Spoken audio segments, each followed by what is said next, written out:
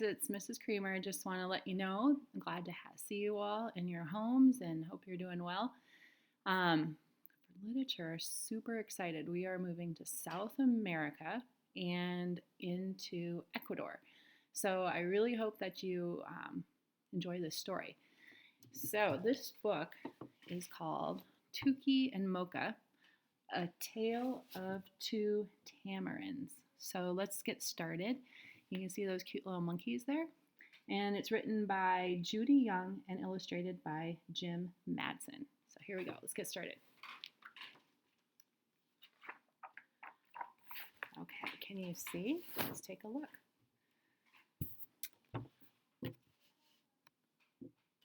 Tuki and Moka sat on Eduardo's shoulders as he followed his father down a path with a basket on his back. They grabbed playfully at Eduardo's hair and tugged at his ears. But when Eduardo and his father stopped, the two Tamarins leapt acrobatically into the dense jungle foliage. They were not pets, but Eduardo and the Tamarins had formed a close friendship. They were always happy to see each other, and when Eduardo traveled down the river from his home in town to arrive at their camp deep in the Amazon rainforest of Ecuador, Eduardo slipped his head from the basket strap. The only thing in it was a machete, but by the end of the day, the basket would be filled with Brazil nuts.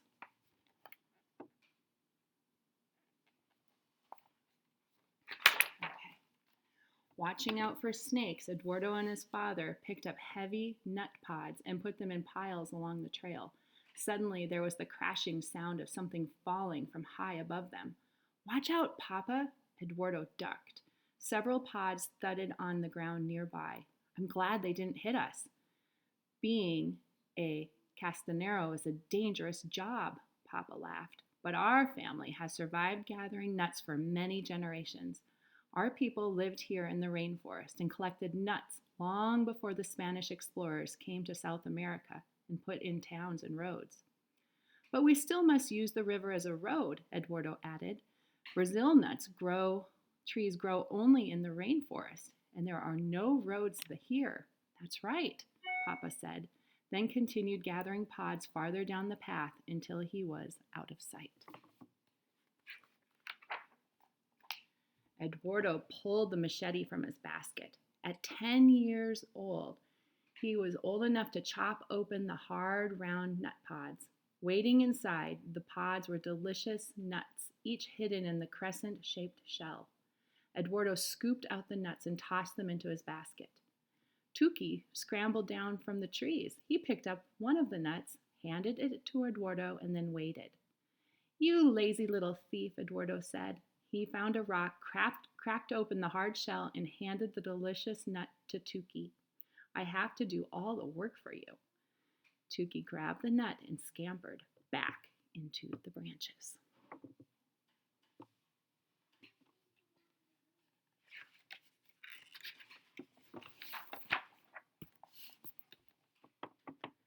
Eduardo leaned against the tree, listening to the tamarins chatter, the birds chirping and calling, and his father steadily chopping. He was about to fall asleep when he heard a shuffling through the brush coming straight toward him. Slowly he reached for his machete. Jaguars also followed the paths. The sound grew closer and closer. Eduardo's heart beat harder and harder, but then he put the knife down and laughed. "You scared me," Eduardo said aloud as an agouti ambled into the path.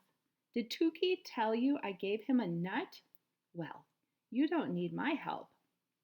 The agouti stopped at a pile of pods and opened one with its sharp teeth. It took out one of the crescent-shaped shells, crushed it, and ate the nut inside. Then it dragged the rest of the pod down the trail. "That's okay," Eduardo continued. "I don't mind sharing. You're a friend to us castaneros. You forget where you bury some of those nuts, and then more trees will grow."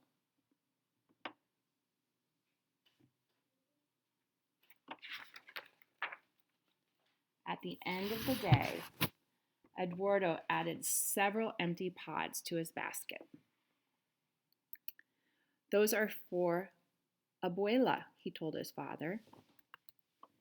Your grandmother is good at carving them, said Papa, helping Eduardo put the basket on his back, and they always sell well on market day. Soon they left. Eduardo called Tuki and Moka. Soon one Taramin was clinging to his shirt and the other sitting on his head.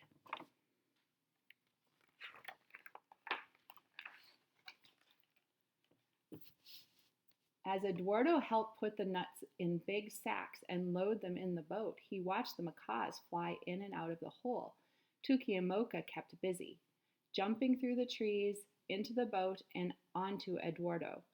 But when night fell, the Tamarins disappeared into the branches. It was pitch black, and Eduardo was dreaming. A repetitive sound intruded into his dream, like the chop, chop, chop of a machete on a nut pod. Suddenly, there was a thunderous crash. Eduardo startled awake. What was that? He whispered. Nothing. It's just a tree falling, said Papa. Go back to sleep. We've got a big day tomorrow. Eduardo shut his eyes. And before he knew it, sounds of morning awakened him. He wondered where Tuki and Moka were. They were usually there at dawn, pestering him impatiently for some of his breakfast. Eduardo left the hut, looking up at the branches for the two Tamarins, but stopped in disbelief. Papa! Eduardo shouted. The macaw's tree! Along the riverbank lay a huge tree. Eduardo found the macaw's hole and looked inside. The birds are gone, he shouted to his father. Even the babies.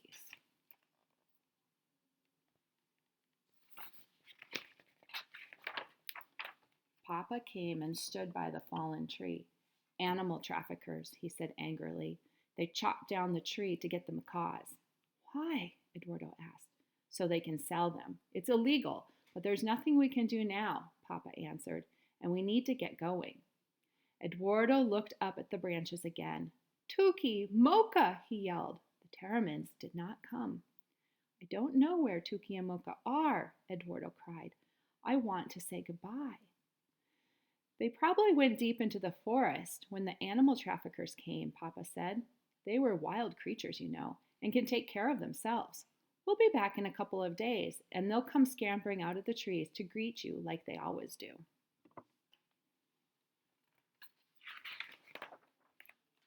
Eduardo got into the boat, his eyes still scanning the branches as Papa pushed them from shore. Eduardo loved traveling on the river.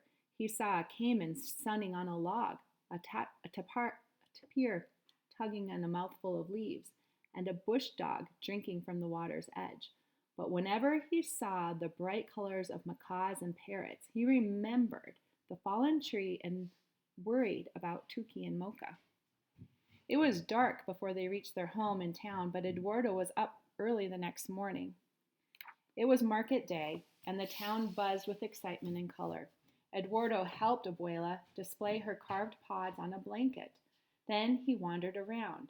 The road was filled with people, some walking, some on bicycles, and others in cars and trucks. They gathered at stands selling fruits, vegetables, and fish. Colorful canopies shaded displays of clothing, baskets, and jewelry. A tray of pocket knives caught Eduardo's eye. He counted the coins in his pocket. He had just enough. As Eduardo admired his new knife, he heard a familiar chattering. Following the sound, he came to a tent. He opened the flap and walked in. In the back corner, a blanket covered what looked like a stack of boxes. Eduardo lifted the blanket. They weren't boxes. They were cages. Some were stuffed full with macaws, others with parrots, and in one cage sat Tuki and Moka. Hey, you! A voice called out. Eduardo jumped. Two men stood behind him. Get out of here! See them? Eduardo darted out of the tent, but then crept around behind it. He could hear the men. It's a nice bunch of birds, said one man, and what a bonus. We'll get a lot for those Tamarins. Bring the truck around back, said the other man. We don't want anyone to see us loading them. I have to do something, Eduardo thought. Eduardo peeked under the tent. One of the men still stood beside the cages. Soon a truck pulled around back. As Eduardo dodged out of sight, he tripped over the rope that stretched from the top of the tent pole to the tie-down stake. The whole back corner of the tent wobbled, and a smile crossed Eduardo's face.